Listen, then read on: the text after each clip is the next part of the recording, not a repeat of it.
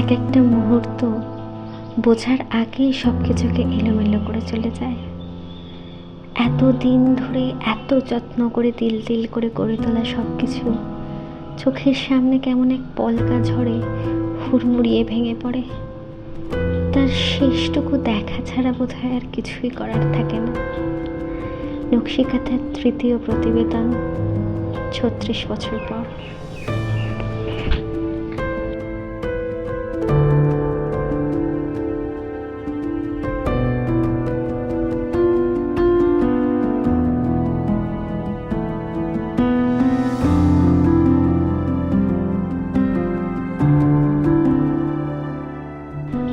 ছত্রিশ বছর পর একটা গল্প, ছোট গল্প, যা পুরানো অনেক বছরের একটা থেমে যাওয়া প্রেমকে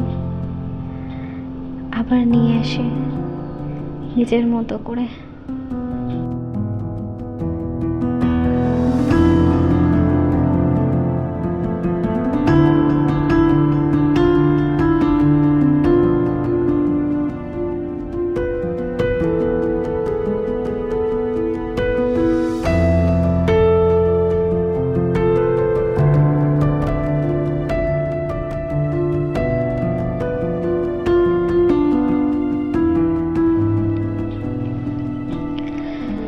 ৩৬ বছর পর বৃদ্ধাশ্রমের সেই নিস্তব্ধ কক্ষে সোমনাথকে দেখে আমার চোখ অবাক বিস্ময়ে কপালে উঠে গেল। একসময়ের সেই সেই হ্যান্ডসাম, কর্মদক্ষ সোমনাথ এই অসহায় মানুষটা হতে পারে? এক কোণে চুপটি করে বসে আছে সে, চোখ দুটো নিথর, যেন অন্ধকারের জগতেই হারিয়ে গেছে সে। তার সমস্ত স্বপ্ন কালো আঁধার ঘিরে আছে। আমাদের বিয়ে হয়েছিল ৪০ বছর আগে। ভালোই ছিল সংসার, জয়েন্ট ফ্যামিলি, সবার সাথেই খুব ভালো রিলেশন। আমাকে সবাই খুব ভালোবাসত। কিন্তু বিয়ের ২ বছর পর কোনো সন্তান না হওয়ায় শ্বশুরবাড়িতে শুরু হলো এক মানসিক চাপ। পরীক্ষার রিপোর্ট এসে নিশ্চিত হলো মা হওয়া আমার পক্ষে সম্ভব নয়। তারপর থেকে শুরু হলো শ্বশুরবাড়ির থেকে কথা শোনানো।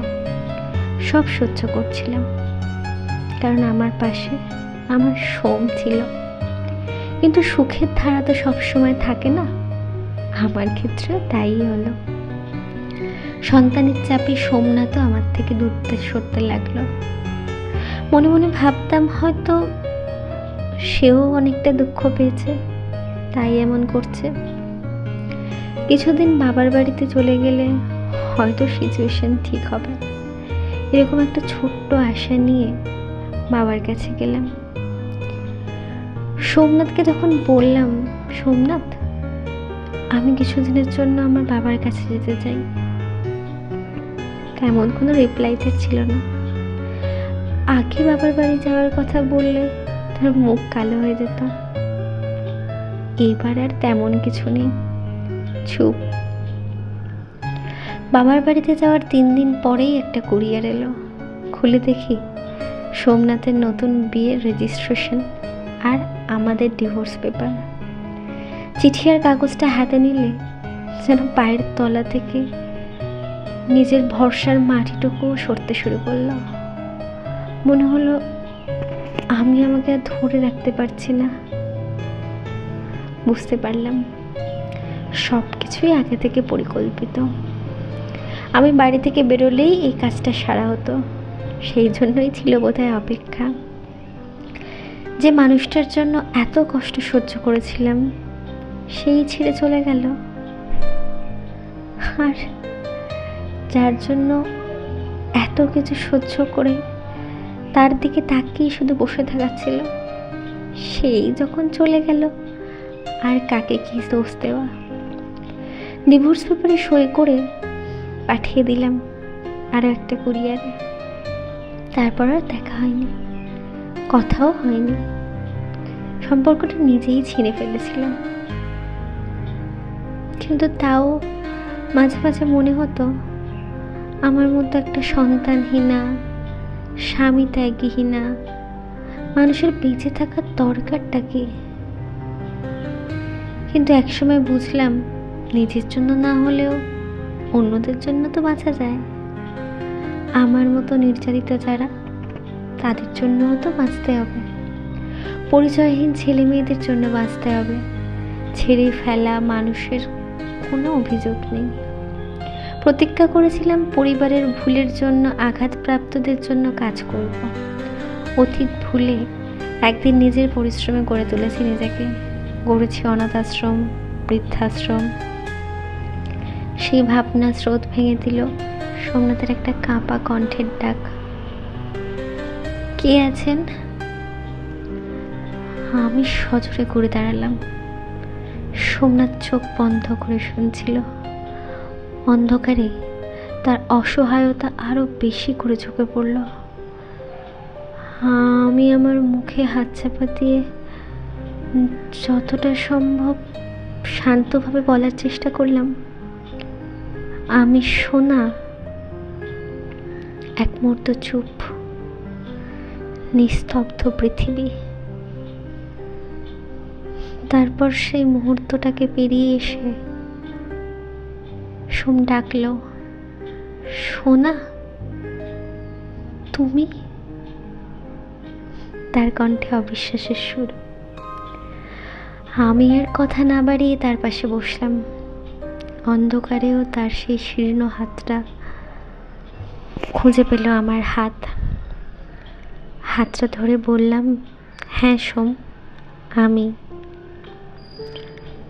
এত বছর পর কেন এলে?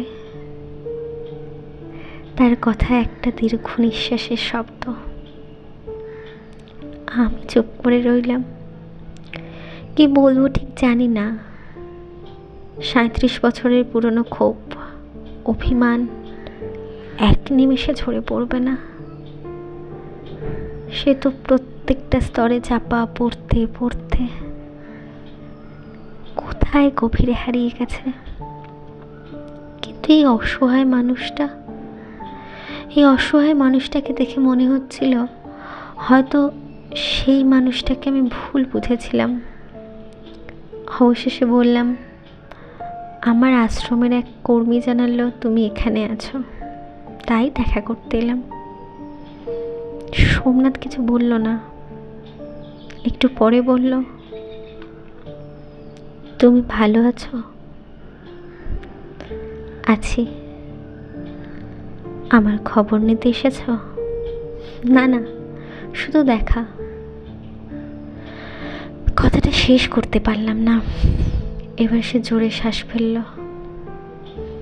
তোমার সাথে দেখা করার কোনো ইচ্ছে আমার ছিল না, তবে তুমি এসেছো, ভালো লেগেছে। আমার চোখে জল এলো।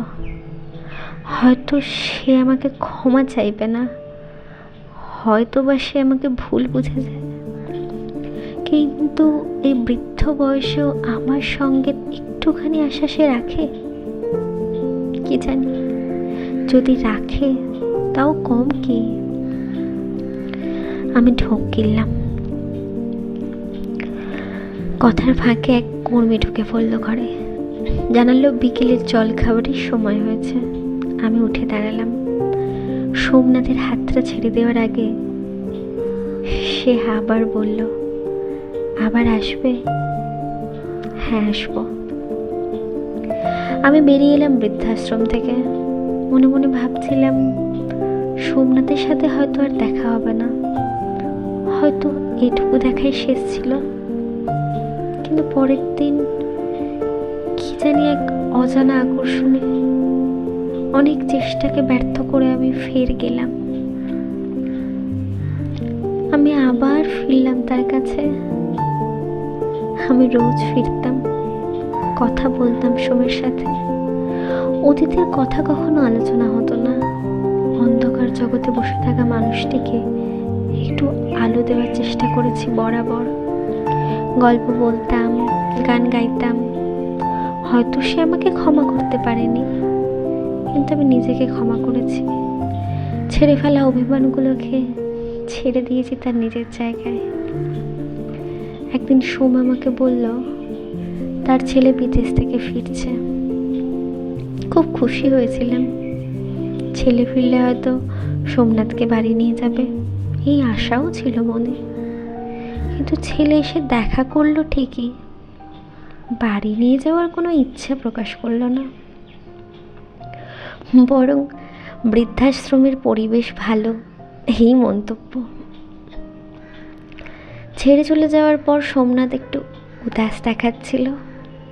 আমি তার পাশে বসে জিজ্ঞেস করলাম, কি হয়েছে? কিছু না, সে উত্তর দিল। ছেলে এসেছিল। ভাবলাম হয়তো কথাটা শেষ না করেই চুপ হয়ে গেল। আমি বুঝতে পারলাম তার মনের অবস্থা। ছেলেদের জীবনে নিজেদের কাজ, পরিবার সব আছে, সবসময় বাবা মাকে নেওয়াটা সম্ভব না, তাই না বলো? আমি তাকে চেষ্টা করলাম বোঝানোর। সোম মাথা নিচু করে বসে এক গভীর অতল থেকে একটাই জবাব দিল, হয়তো তাই, কিন্তু একটু আশা ছিল। আমি তার কাঁধে হাত রাখলাম, আশা রাখো, হয়তো পরে। কথা শেষ না করেই থেমে গেলাম। জানি না কেন মনে মনে হচ্ছিল হয়তো আমারই দেখাশোনা করতে হবে সোমনাথকে। এরপর প্রতিদিনের মতোই দেখা হতো আমাদের। একদিন সকালে বৃদ্ধাশ্রমের কর্মী এসে জানালো সোমনাথ অসুস্থ। আমি ছুটতে গেলাম তার কাছে। বিছানায় শুয়ে সে, চোখ দুটো বন্ধ। তার হাতটা ধরলাম, শীতল ঠেকছে। সোম, কেমন আছো? একটু চেষ্টা করে সে চোখ খুলল। সোনা। কথার মধ্যে ক্লান্তি আর বার্ধক্যের ছাপ। আমি তার পাশে তাকে এক গ্লাস জল খাইয়ে দিয়ে গেলাম। দিন কয়েক অসুখে থাকার পর এক সকালে ঘুমের মধ্যেই সোম চলে গেল। শেষ নিঃশ্বাসে আমার হাতটা চেপে ধরেছিল সে। আমি কাঁদিনি, কাঁদতে পারিনি, কষ্ট পেলাম, কিন্তু কষ্টের চেয়ে মনের মধ্যে একটা শান্তি নেমে এলো। সে চলে গেছে ঠিকই, কিন্তু তার শেষ মুহূর্তে আমি তার পাশে ছিলাম। সে আমার হাতটাকে আঁকড়ে ধরে তবেই গেছে। এ জন্মে নয়, হয়তো পরের জন্মে। হয়তো সে আমাকে ক্ষমা করেনি, কিন্তু আমি জানি সে একা হয়নি তার শেষ দিনগুলো। সোমনাথের মৃত্যুর পর আমি আমার আশ্রমের পাশে একটা ছোট্ট মন্দির বানিয়েছি। প্রতিদিন সেখানে যাই, ফুল দিই, কথা বলি। হয়তো সে শুনতে পাচ্ছে না, কিন্তু মনে হয় আমার কথার স্রোত তাকে ছুঁয়ে যাচ্ছে কোনো এক অজানা পথে।